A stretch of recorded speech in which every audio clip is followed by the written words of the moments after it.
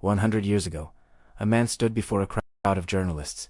18 months workers in his factories were dying in agony, screaming about butterflies that did not exist. And yet, the product he was selling would poison the entire planet for the next century. What he knew, and what he hid, would change the course of human history.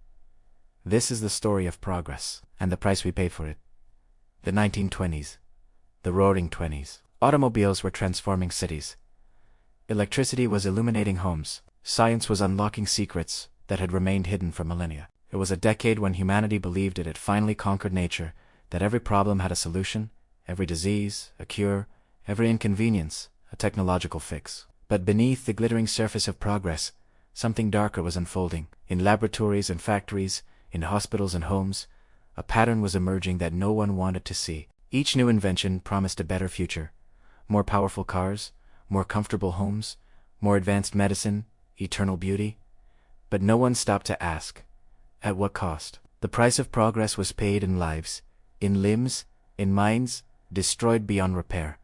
And the pattern was always the same. First came the promise. Then came the blind enthusiasm. Then came the warning signs, ignored by greed or ignorance. Then came the deaths. And finally, decades too late, came the regulations. This is the story of 7 discoveries that shaped the modern world and the human beings who were sacrificed along the way. But before we continue, subscribe to the channel, turn on notifications, and leave a like. In 1921, a chemist named Thomas Midgley Jr. made a discovery that would change everything. He found that by adding a compound called tetrathyl, lead to gasoline, he could eliminate the annoying knocking sound in automobile engines. It was a simple solution to a widespread problem. General Motors and Standard Oil saw dollar signs. Together, they created the Ethyl Corporation to produce this miraculous additive. The automotive age was about to accelerate, and so was a silent epidemic. The warning signs came almost immediately. But what happened next would reveal just how far corporations would go to protect their profits. In October of 1924, at the Bayway refinery in New Jersey, workers began to lose their minds. They hallucinated. They saw insects crawling on their skin, butterflies, specifically, that no one else could see.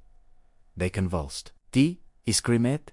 5 men died. 35 more were hospitalized, their nervous systems destroyed by lead poisoning. The workers themselves gave the factory a name that would echo through history, the House of Butterflies. And here is where the story takes its darkest turn. Thomas Midgley knew. He knew the dangers because he himself had been poisoned. He had spent an entire year recovering from lead exposure. Yet in a press conference that same year, Midgley stood before reporters and washed his hands in tetrathyl lead. He rubbed it on his skin. He breathed in the fumes. He smiled and told them it was perfectly safe. It was a lie, deliberate, calculated, and deadly. The consequences of that lie would ripple across generations. Scientists now estimate that leaded gasoline caused millions of premature deaths worldwide. Studies suggest it lowered the average IQ of entire generations. The lead particles released from exhaust pipes settled into soil, into water, into the bodies of children who would never reach their full potential. And yet, leaded gasoline was not banned globally until 2021, exactly 100 years after Midgley's discovery. As for Midgley himself, history would judge him harshly. He also invented CFCs, the chemicals that would tear a hole in the ozone layer. One historian called him the single organism that had the most negative impact on the Earth's atmosphere in history. In 1944, disabled by polio, Midgley designed an elaborate system of ropes and pulleys to help him move. He died strangled by his own invention. Some called it poetic justice, others simply called it tragedy. In laboratories across America, another invisible killer was claiming its pioneers. Clarence Dally was Thomas Edison's most dedicated assistant. In the early years of the 20th century, he worked tirelessly with the new technology that would revolutionize medicine. The rays were miraculous. They could see through flesh and reveal the bones beneath. Doctors were amazed. The public was fascinated, and Dally tested the equipment the only way he knew how, on his own hands. At first, the damage seemed minor. Small sores appeared on his fingers. They did not heal. Then came the ulcers, deep, painful wounds that spread despite every treatment. In 1902, doctors amputated his left hand. The cancer continued to spread. They took his left arm up to the shoulder. Still it spread. They amputated his right arm. But by then, the disease had already metastasized throughout his body. In 1904, Clarence Dally became the first American to die from X-ray exposure. It was 39 years old. Edison was devastated. The man who had illuminated the world with electric light, who had captured sound on wax cylinders, who had never backed down from any scientific challenge. This man walked away. He abandoned X-ray research entirely. When asked about it later, Edison's response was haunting. "Don't talk to me about X. I am afraid of them." But the warnings went unheeded. Throughout the 1920s, doctors and dentists operated X-ray machines without any protection. Radiologists developed what became grimly known as X-ray hands, fingers, destroyed by radiation, requiring amputation after amputation. In Hamburg, Germany, there is a memorial bearing the names of 359 martyrs of radiology, scientists, and doctors who gave their lives to a technology they did not fully understand. Perhaps the most disturbing detail is this. During the 1920s, shoe stores installed X-ray machines as entertainment. Children would place their feet inside and watch their own bones wiggle beneath their skin. Parents smiled. Store owners saw increased sales. No one considered the cumulative radiation exposure. No one asked what price these children might pay decades later. The machines remained in use until the 1970s. The cure born from suffering. Not every sacrifice of the 1920s was made in ignorance or greed. Some were made in desperation, in the race to save lives that were slipping away. But even the noblest intentions came at a cost that few today remember. Before 1922, a diagnosis of type 1 diabetes was a death sentence. Patients, many of them children, wasted away before their families' eyes. Their bodies, unable to process sugar, consumed themselves. Death came within weeks or months, and it came with certainty. There was no treatment. There was no hope. In a cramped laboratory in Toronto, two young researchers refused to accept this fate. Frederick Banting and Charles worked through the sweltering summer of 1921, driven by an idea that most of the medical establishment considered foolish. They believed that somewhere in the pancreas lay a substance that could save these dying children. They were right, but finding it would require sacrifice.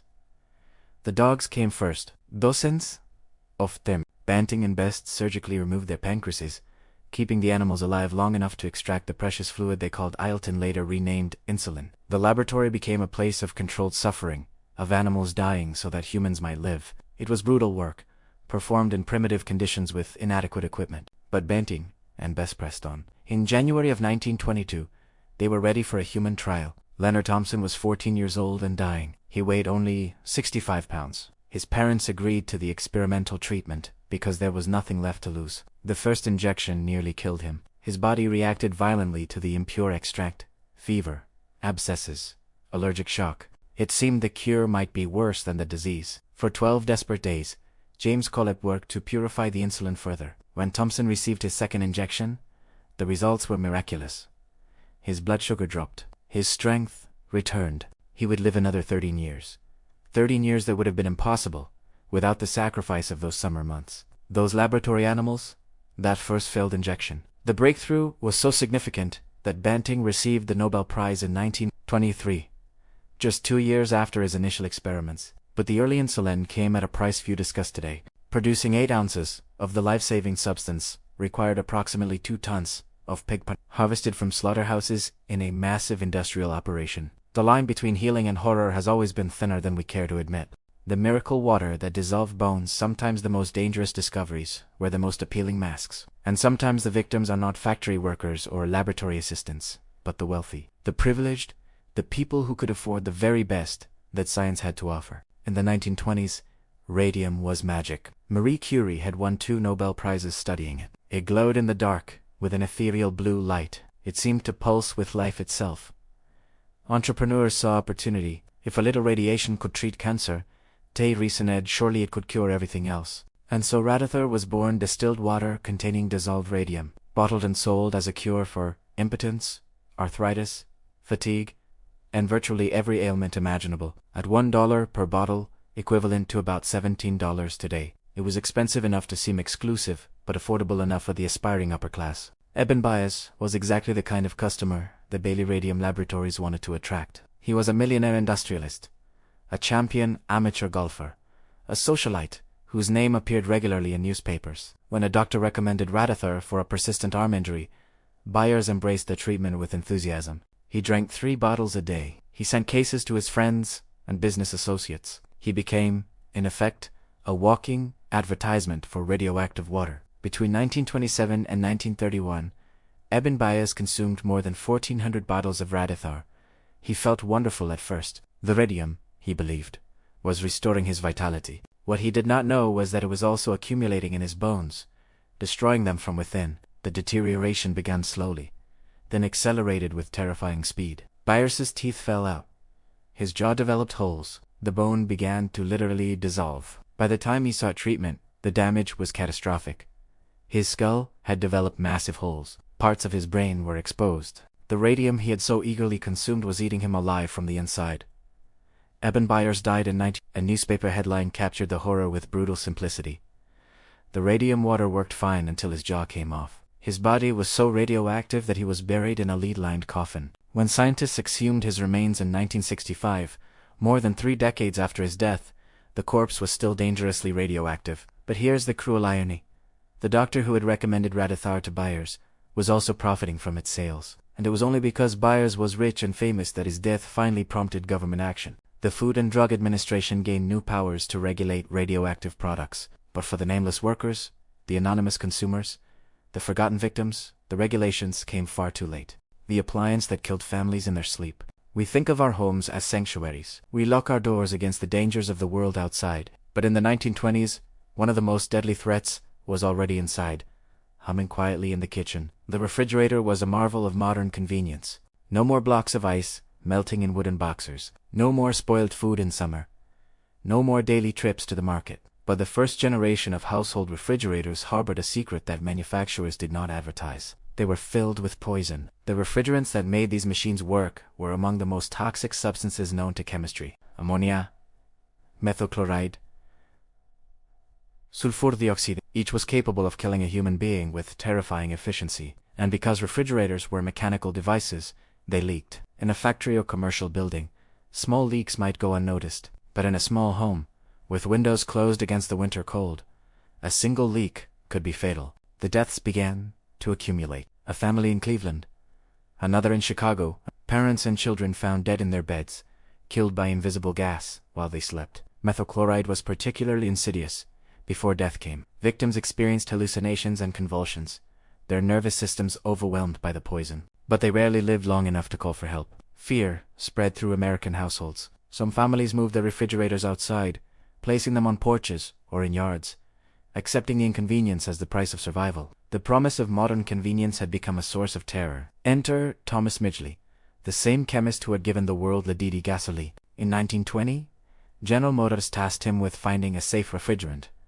Midgley delivered brilliantly. His new compounds, chlorofluorocarbons or CFCs, were non-toxic, non-flammable, and incredibly stable. They seemed perfect. Midgley demonstrated their safety by inhaling the gas and using it to blow out a candle. The refrigeration industry embraced CFCs with relief and enthusiasm. It would take another 50 years before scientists discovered the truth. Those wonderfully stable CFC molecules were rising into the upper atmosphere and destroying the ozone layer, the thin shield that protects all life on Earth from deadly ultraviolet radiation. Midgley had solved one problem by creating another, far larger one. His refrigerants were safe for individual humans, but catastrophic for the planet. The man who had already poisoned the world with lead had now torn a hole in the sky. The treatment that earned a Nobel Prize for destroying minds of all the horrors born in the 20th century. Perhaps none is more disturbing than the one that was celebrated, awarded, and practiced on tens of thousands of unwilling victims. This is the story of lobotomy, the procedure that turned human beings into living ghosts. The foundations were laid in the 1920s, when researchers began to wonder if mental illness could be cured by physically altering the brain. The idea had a terrible logic. If the mind was merely the product of neural connections, perhaps the wrong connections could simply be severed. By the 1930s, a Portuguese neurologist named Egas Manes had developed a procedure he called prefrontal lobotomy. He would drill holes in a patient's skull and inject alcohol to destroy the white matter of the frontal lobes. Later, he used a surgical instrument to cut the tissue directly. The results were immediate and dramatic. Patients who had been agitated became calm. Those who had been violent became docile. Manes published his findings to international acclaim. In 1949 he received the Nobel Prize in Medicine, one of the most controversial awards in the history of the prize. But the true horror of lobotomy was yet to come. An American neurologist named Walter Freeman saw Manes's work and believed he could do better. He developed a technique that required no operating room, no surgical training, no significant expense. He would insert an instrument resembling an ice pick through the patient's eye socket, tap it with a hammer to penetrate the thin bone, and then sweep it back and forth to sever the frontal lobe connections. The procedure took 10 minutes. Freeman performed it without proper anesthesia, sometimes in his office, sometimes in state hospitals. Sometimes in a specially equipped van, he drove across the country, a vehicle that earned the grimly humorous nickname, the Lobotomobile. Between 1936 and 1967, an estimated 40,000 to 50,000 Americans were lobotomized. Many were not violent criminals or hopeless cases. They were depressed housewives. They were rebellious teenagers. They were anyone deemed inconvenient or troublesome by families or institutions. The patient's consent was rarely required or obtained. The most famous victim was Rosemary Kennedy, sister of the future president. At 23 years old, she was lobotomized on her father's orders to control her mood swings and mild intellectual disability. The procedure destroyed her. She lost the ability to walk or speak coherently. She was hidden away in an institution for decades, her existence concealed by a family that had ordered her destruction. She lived until 2005, 64 years, as a ghost, erased by a procedure that won its inventor the Nobel Prize. As for Manet, the father of lobotomy, his fate carried a dark irony. In 1939, he was shot by a former patient, a man he had the bullet lodged in his spine, leaving Manet. He had been crippled by the very procedure he had championed. Some called it justice. The Nobel Committee never rescinded his prize. The pattern that binds them all. Step back now. Look at these 7 stories together. Leaded gasoline, X-rays, insulin, radium water, toxic refrigerators, lobotomy. Each one promised progress. Each one delivered suffering, and each one followed the same tragic pattern. First came the discovery brilliant, promising, filled with potential. Scientists and entrepreneurs saw opportunity. The public saw hope. Then came the enthusiasm, blind, uncritical, overwhelming. Everyone wanted the new product, the new treatment, the new convenience. Warning signs appeared. Workers dying, patients suffering, familias lost. But the warnings were ignored, suppressed, or explained away. Profits were at stake, reputations were on the line. Admitting error was unthinkable. Then came the deaths, sometimes dozens, sometimes thousands, sometimes millions spread across generations. And finally, decades too late, came the regulations, the bans, the lawsuits, the historical reckoning that could never bring back the dead. This pattern did not end in the 1920s. IT continues today, in ways we may not recognize until decades have passed. We are surrounded by substances and technologies whose long-term effects remain unknown. We trust that someone is watching, that someone is testing, that someone will warn us before it is too late. But the 1920s teach us a different lesson. The warnings often come, and they are often ignored. A century separates us from the House of Butterflies, from the martyrs of radiology, from Eben Byers and his glowing water. We live in a world transformed by the discoveries of that era. A world of automobiles and refrigerators, of medical imaging and diabetes treatment. The sacrifice is it worth it? Perhaps the true lesson is not that progress is dangerous, but that progress without humility is deadly. The scientists and corporations of the 1920s believed they had conquered nature.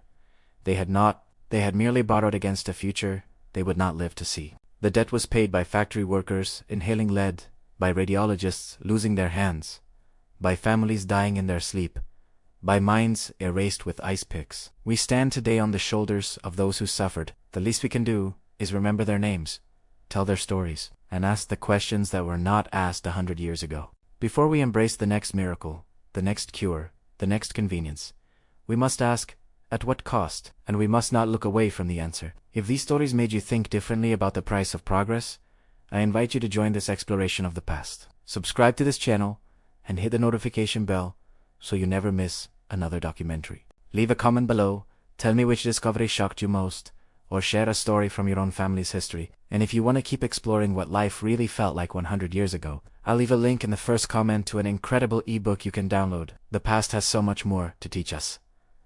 Thank you for watching, thank you for remembering, and I will see you in the next video.